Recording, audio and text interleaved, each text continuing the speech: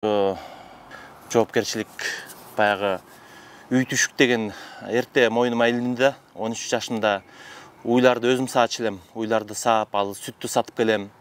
13-14 жашында тетиги Ош базардын тегерегинде жүгөрүнү бышырып алып, анан сатып келчү элем. Ошентип апама жардам берип калдык. Атам деле өзү эмгекчил киши болчу, эч качан оокат кылгандан, эмгек кылгандан каччу эмес да. Ошондуктан үй бүлөбүздүн баары эле ушундай. Кара жумуштан качпайбыз. Bir gün эле туулган күнүмдө мама эмне сатып берейин деп калды. Канча жашында? Ошондо бир 16-17 беле, ошондо. Ой балам, силерден эме деле күтпөйм, белек деле күтпөйм. Силер мага өзүңөр белексиңер десем. Ошо bir кофта, bir жакшы көйнөк алып келиптир. Ал тиги баягы тыйын чогултуп жүргөн акчасын алып келген го, сонда мени бир кубанткан. Айланайын албайм деп аткан жаным көйнөктү кийип, кофтаны кийип, кудуңдап сүйүнүп, бетинен беширип окшойт ушунда.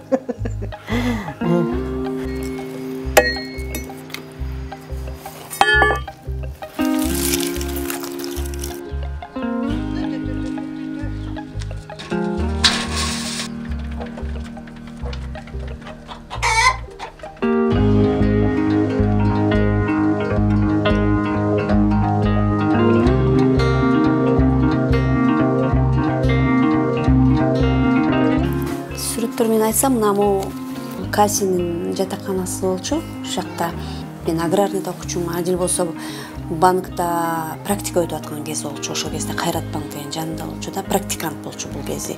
Ушул кезде таанышканбыз. Жаңы эле ошо бүттү, окууну бүтүп, анан баягы жумуш сырасы табылбайт да. Жумуш таппай, кыйынчылык менен ошондо башталды. Экөөбүз чогуу жумуш издечүбүз. Анан бизде уже буяктан чыккыла дейт да, сентябрдачы. Чыгыш керек болуп калды. Анан каякта жашайбыз деп жашаганга жер издей баштадык. Анан голландец досу бар болчу.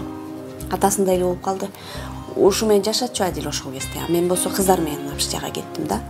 Ошо 1 жыл ошентип жүрүп андан кийин анан үйлөндүк да.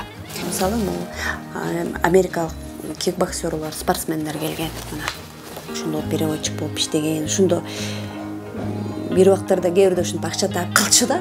Постоянный жумуш жок болду да. Ушундай мындай да болуп иштеди. Стройкада барды. Бир жума иштеди, колу мозоль болуп, эчтеке кармай албай калды да. Анан мейли иштей берем. Стройка болсо деле мейли. Мен айттым, диплом алып стройкада иштеп десем кандай болот десе, иштей берейин деп иштеп калды стройкадан. Анан бир жумадан эле ошол жана Мартин досу токмокко переводчик керек деди, англисчени жакшы билчү. Анан ошентип ал бир кайрымдуулук фондко котормочу болуп, анан кирди ошоктон. Анан ал кезде чогуу жашап, бирок регистрациябыз жок болчу. Регистрация алган күнү бизде ошо фонддо иностранецтер көбүнчөсү ошо куттукташты да. Биздин баягы той берип, свадьба бербесек дагы мындай ошо церемониябыз ошол болчу. Үйлөндүк дегенчи. Ошо жакшы коллективи бар болчу, кайрымдуулук фонд болчу. Анан аяктан иштеп жүрүп дагы мына сүрөттөрдө балдар менен иштечү. Каралбай калган көчөдө жашап жүргөн балдарды үйгө алып келчү да. Анан үйгө алып келип жуунчубуз. Анан кийимдери жок. Мен кийимдерим кээде меники чак болуп калса берчүбүз да. Адилдики чоң болуп калчу. Анан биттеген балдарды алып келчү да. Мен аябай мындай эметчим да, туура эмеспи же туурабы деп болбой эле үйгө алып келип тамак берип, үйдөгү анча мынча калган тамагыбызды жанына салып берип, нан салып берип анан кетирчүбүз. Анан квартирага чыгып жашай баштадык.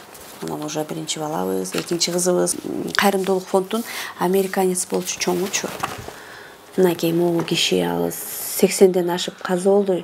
3-4 жыл болуп калды ага чейин. Анан ушунун жардамчысы болуп калып, анан баягы котормочу болбой, ушу фонддо башка эме жумуш болуп калды да. Бул ошол киши менен жардамчысы болуп жүрүп, анан Кара-Балтага кеттик биз. Кара-Балтада дагы Беловодскийде балдар үйү бар го.